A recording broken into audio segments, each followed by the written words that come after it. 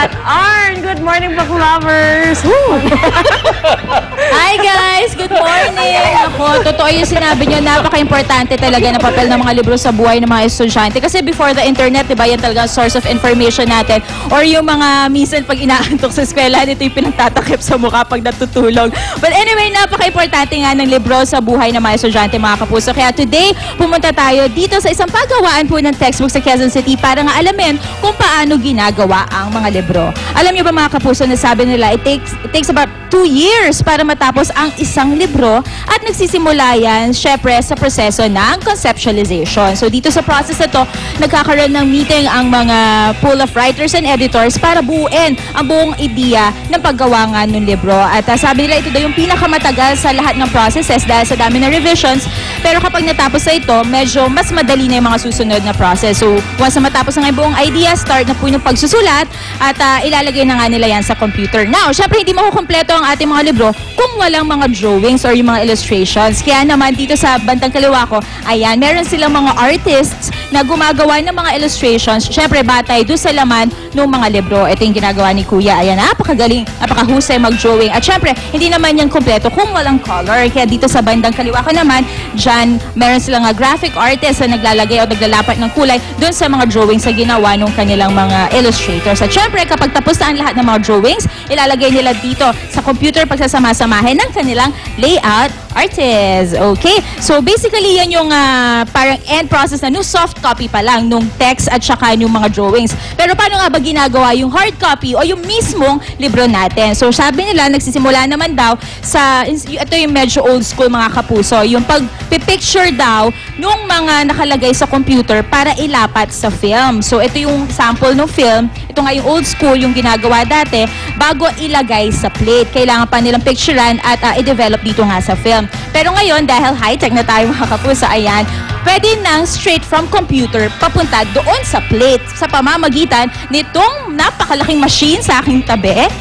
Ayan. Ito yung tinatawag nila na CTP machine or computer to plate machine. So dito, from computer, diretso na sa machine na to, lalabas na yung kanilang mga plate tulad nitong nilalagay ni ate, ayan. At ang magiging end process or end product ay ang mismong plate na ginagamit na nila papunta doon sa mismong mga printing machines nila. Okay? So ngayon, puntahan naman natin ang mismong printing area nila kung saan nga piniprint yung mga papel or yung mga pahina ng ating mga libro. So, itong process na to, tulad na sinabi ko kanina, medyo mas madali na itong mga kapuso kaysa dun sa pagko-conceptualize kasi printing na lang to, kumbaga mga makinarya na yung gumagana. Okay! I love kung paano nagtaas ang mga camera. Anyway, nandito na ako ngayon sa printing area nga mga kapuso. So, ayan, nakita nyo ang daming mga malalaking makinarya. Ito po yung responsible sa pag-print nga nung soft copy papunta doon or nung mga plates papunta dito sa mga papel.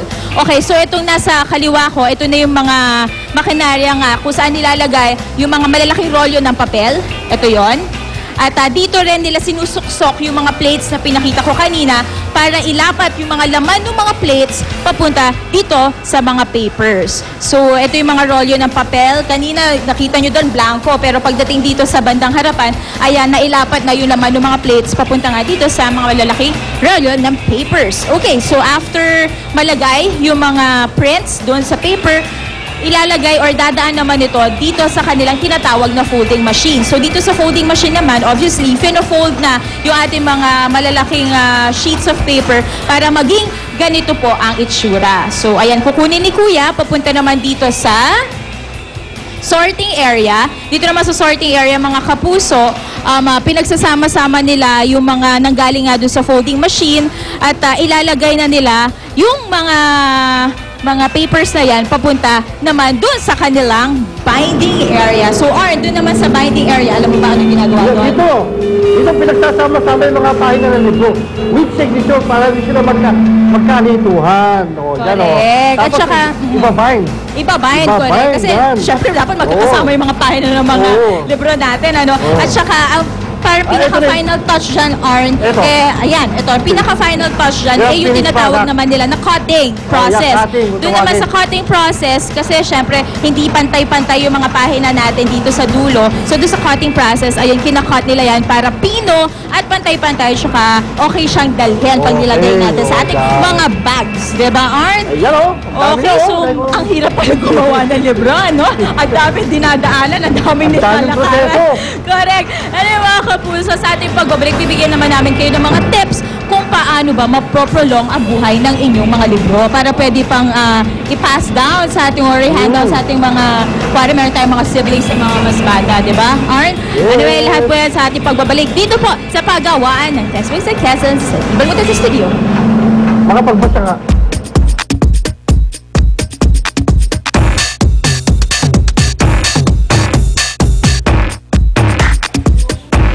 Good morning, Kat. Ngayon papalapit na ang pasukan. Siguradong marami na namang magiging abala sa pagbili ng kanilang mga gamit sa eskwelahan. Kaya ito't bibida namin today ang ilan sa mga bagong laptop bags, flash drives o USB drives at ID lays. Unahin na muna natin ang mga laptop bag at yan ay bibida sa atin ni Miss Thea Bonita. Good morning, Thea. Good morning, Susie.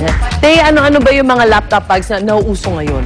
Actually, mga nauuso ngayon yung mga fashionable laptop bags, saka yung mga multi-way, yung mga pwede mo siyang 3-in-1 laptop Ayun. bags. Ano yung mga ganun. 3-in-1? Kapilang alam kong 3-in-1, but now... Ito kasi, Sige, I'll help you. pwede siyang backpack, Ayun. tapos pwede rin siyang... Pakita natin dito, ayan. Oo, ayan. So yan, backpack siya.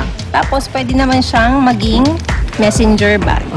So with the strap na nililipat-lipat mo lang, ayun. Nagiging messenger bag. Plus, pwede rin siya maging tote bag.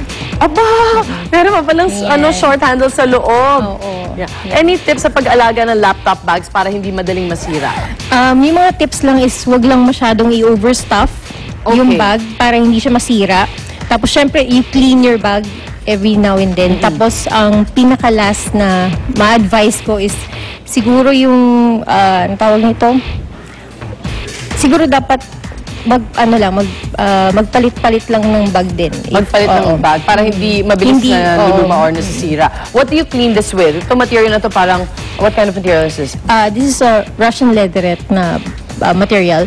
Actually, yung wipeout, yun yung mas maganda talagang pang-clean ng bag. Alright. So yun, ito mga pagpapasok na kayo sa school, di ba gaganahan naman kayo kung ganyan naman ka-cute ang laptop bag ninyo. Thank you so much, Thea. Thank you. Maraming salamat. Drew, what do you have there?